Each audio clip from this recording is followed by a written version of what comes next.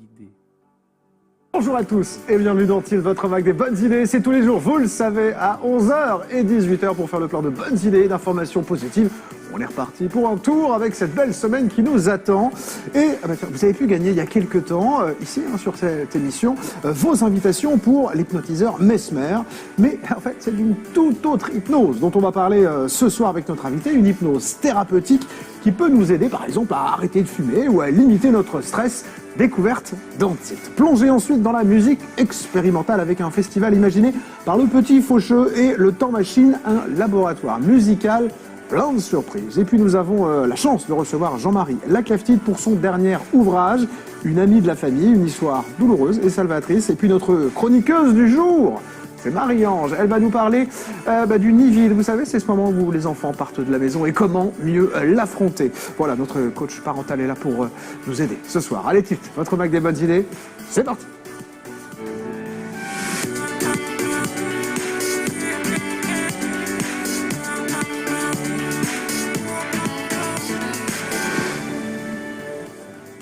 Et bienvenue sur ce plateau, quel plaisir de vous accueillir à nouveau pour une nouvelle semaine. Bonjour à mes invités, comment ça va? Bonjour, super, impeccable. Bienvenue, moi je suis un peu geek, je suis ravi, vous êtes venu avec de la réalité virtuelle. Avec un peu de matériel. Donc moi ça me plaît, dès l'instant qu'il y a un peu de réalité virtuelle et de geekerie dans l'espace, je suis bien. Comment ça se passe sur le canapé? Tout le monde va bien? Très bien, hein? Très bien, on est bien installé. Ouais. Welcome back pour certains, ça fait plaisir de revoir des invités qui viennent nous parler de leur actualité.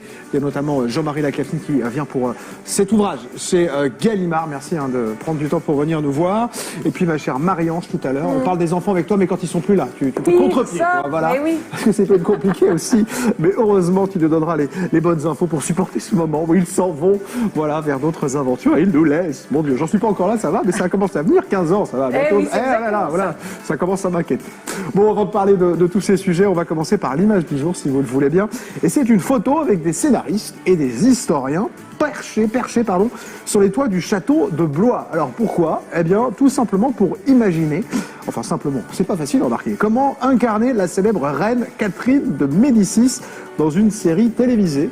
Donc le petit groupe a arpenté les recoins interdits du château royal de Blois, a échangé bien sûr historiens, scénaristes sur la personnalité de la reine, sur comment elle a vécu, pour travailler ce sujet et pouvoir finaliser un scénario et une production qui aura lieu en 2020 pour une diffusion en 2021. Donc on a encore un petit peu de temps pour voir Catherine de Médicis sur grand écran. On va dire bon courage en tout cas, mais comme quoi faire des films historiques, ça peut prendre du temps, les amis. Bon, on va commencer avec Benjamin. C'est lui qui va inaugurer cette émission. On va parler d'hypnothérapeute humaniste, parce que c'est ce que vous êtes, un hypnothérapeute humaniste. On va vous expliquer dans un instant de quoi il s'agit, rassurez-vous. Mais tout d'abord, on va parler d'hypnose, mais pas l'hypnose du spectacle. Je disais dans le sommaire, je parlais de Mesmer, parce qu'évidemment c'est la plus impressionnante, mais elles sont complètement différentes, ces hypnoses, mais est-ce que malgré tout, elles sont sur les mêmes bases, en fait? C'est les mêmes bases, mais effectivement, l'idée c'est de mettre les gens dans un certain état, un état d'hypnose, un état de conscience modifié. Voilà, quand on est réveillé, on est dans un état d'hypnose, on est éveillé, enfin on n'est pas en état d'hypnose, mais on est éveillé. Quand on s'endort, on est dans un autre état, voilà. Et l'idée, ça va être de mettre les gens dans un état semi-endormi. Ça, c'est l'hypnose plutôt classique, voilà. Et dans le spectacle, c'est ce qu'on fait. En fait, on augmente la fracture entre notre esprit conscient et notre esprit inconscient. Alors je pourrais en parler pendant des heures parce que c'est quand même mais c'est passionnant, c'est passionnant. Et alors que l'hypnose humaniste, c'est un petit peu autre chose, c'est l'idée d'éveiller les gens, de les réveiller encore plus qu'ils sont déjà. C'est l'inverse. Alors que là, vous êtes éveillé, et ben en hypnose humaniste, on va essayer de vous réveiller encore plus. C'est aussi un état d'hypnose qui est à l'opposé de Mesmer, de l'hypnose classique. En hypnose spectacle, les gens, ils ont envie de s'amuser, ils ont envie de rigoler, ils ont envie de... On est volontaire. Voilà. Il faut savoir qu'en hypnose, ce qu'on disait tout à l'heure, c'est qu'on ne peut pas forcer quelqu'un à se mettre dans un... oui, c'est une de mes questions, ça. Voilà. Ça marche pareil en séance de thérapie, c'est-à-dire qu'on peut être confiant, parce que là, à la limite, en spectacle, on pourrait se dire, on est devant plein de monde. Ouais. Bon, au pire, je vais être un peu ridicule, hein, n'est-ce pas, Marie-Ange, qui nous a raconté une séquence juste avant, elle est allée au spectacle de Mesmer. Hein. Tu as fait quoi, du coup? Non, je... n'ose pas le dire, vous voyez, c'est pour dire. Mais voilà, elle n'était pas en danger, elle était avec plein de monde. C'est vrai que quand on est avec un hypnothérapeute, du coup, on pourrait dire, voilà, je vais me retrouver tout seul avec lui, il faut avoir la confiance. Il y a une relation de confiance. Alors moi, l'hypnose que je pratique, c'est encore plus agréable pour la personne, puisqu'il n'y a pas de perte de conscience, justement. Elle va gagner en conscience, Ce qui fait que ça va être beaucoup plus facile. Il n'y a pas l'appréhension qu'on nous endorme et qu'on nous fasse faire n'importe quoi. Des choses qu'on ne voudrait pas faire. Bon, c'est ça. On parle de thérapie, du coup, ça veut dire quoi? Qu'il faut, pour guérir, qu'on aille chercher dans notre inconscient les réponses? C'est là qu'elles se situent? Il faut savoir que l'inconscient, ça représente plus de 90% de notre fonctionnement naturel.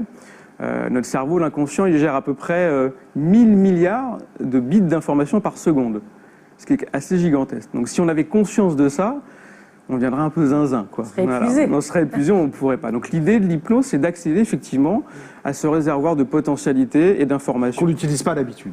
On l'utilise tous les jours, mais on n'en a pas conscience. Enfin, sans s'en rendre compte, on peut consciemment faire 3, 4, 5 choses en même temps, ce qui n'est pas évident. C'est lui qui travaille. Déjà.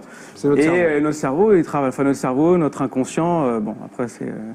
Voilà. Alors, quelles sont les indications? Je parlais dans le sommaire, voilà, on peut les peurs, les douleurs, arrêter le tabac. Ouais, tabac. Ça, c'est les choses sur lesquelles ça peut nous aider. Tout, histoire de vie personnelle, les deuils, les dépressions, tout ce qui est addiction aussi, bien évidemment. Puisque de toute façon, une addiction, c'est le symptôme de quelque chose qui ne va pas bien à l'intérieur de nous. Donc l'idée, effectivement, c'est d'aller chercher tout ça à l'intérieur. Voilà. Bon, alors comment ça se passe concrètement une séance si j'arrive chez vous? Parce qu'on peut se poser la question, moi j'ai jamais fait d'hypnothérapie, donc du coup, concrètement, comment ça se passe? Alors, je vous demande comment vous allez, puis on discute. Déjà, c'est une relation humaine, c'est une relation d'une personne à une autre personne, donc déjà, il faut se sentir en confiance. Peu importe quelle thérapie on fait, finalement, même si on va voir un psychothérapeute, on discute, on essaie d'évaluer vos objectifs et puis d'aller vers vous-même, de vous amener vers vous. Et puis après, effectivement, en fin de séance, on commence la séance d'hypnose. On le fait par la voix, on le fait pas. J'ai pas de pouvoir magique. L'hypnose, ça s'apprend. Hein. C'est pas une technique de magicien. Et donc, on va vous mettre dans cet état-là. Alors, en hypnose humaniste, ça va être un état augmenté de la conscience. Donc un état plus éveillé que d'habitude. Donc vous allez vous rappeler de ce qui s'est passé. Vous serez même plus en forme, plus dynamique. Et puis, on va y appliquer des techniques qu'on nous a enseignées en formation, voilà, tout simplement. Vous avez amené, je le disais, est-ce que vous pouvez prendre ce petit masque là, pour le montrer devant vous là? Voilà. Ça, c'est la réalité virtuelle. Alors, on peut jouer avec la réalité virtuelle, mais on peut faire un travail d'hypnose. Alors, comment ça marche? C'est pour compléter le travail d'hypnose? C'est les tests que vous êtes en train de faire? C'est expérimental. L'idée, c'est qu'en fait, je suis allé plusieurs fois chez des patients qui ne pouvaient pas se déplacer, et qui sont ou alités, ou qui ont des problèmes respiratoires, qui ne peuvent pas sortir de chez eux. Et en fait, on s'est rendu compte que dans la vie, la nature fait beaucoup de bien. Même le fait de regarder une image, un paysage, ça fait beaucoup de bien à l'esprit. Et l'idée, c'était de pouvoir amener à des personnes qui ne peuvent pas se déplacer autre chose. Une immersion dans un paysage naturel avec ma voix, donc de l'hypnose, enfin orientée hypnose, on va dire ça comme ça. Et de faire une expérience pour essayer d'amener du mieux-être à des personnes qui ne peuvent pas se déplacer. C'est utilisé dans les hôpitaux, c'est utilisé... il y a beaucoup d'expériences là-dessus pour l'arrêt du tabac, pour les gens qui ont des problèmes, ce qu'on appelle les membres fantômes, les gens qui ont été opérés, qui n'ont plus de jambes, plus de bras, enfin voilà. Donc il y a tout un tas d'expérimentations au niveau de la réalité virtuelle et je m'étais dit que c'était intéressant de pouvoir l'allier à ma pratique et de le proposer. Bon, voilà, Benjamin, dernière question, on est dans une mission pratique. Est-ce que ça fonctionne? Est-ce que vous avez des résultats? Alors vous, et de manière générale, est-ce que l'hypnothérapie a des résultats? Au cabinet, oui. Pour la réalité virtuelle, c'est quelque chose de novateur, de nouveau. Donc j'ai déjà testé plusieurs fois. On sent un mieux-être. Alors après, identifier pour la réalité virtuelle si c'est en discutant. Par exemple, les gens qui viennent nous voir pour arrêter le tabac, oui, bien sûr, oui, ça marche. Ça marche. En plus, il y a un champ d'action sur l'hypnose humaniste qui est beaucoup plus large que sur l'hypnose classique, que je pratique aussi, que j'ai pratiqué avant. Voilà, je suis entre guillemets, en termes d'hypnose, une ericksonienne et humaniste. Mais l'hypnose humaniste, pour moi, c'est une voie d'éveil et une voie de guérison. Donc effectivement, oui, il y a des bons résultats, c'est sûr. Voilà. Et ben voilà, on terminera sur cette note. Vous avez les informations évidemment sur l'écran.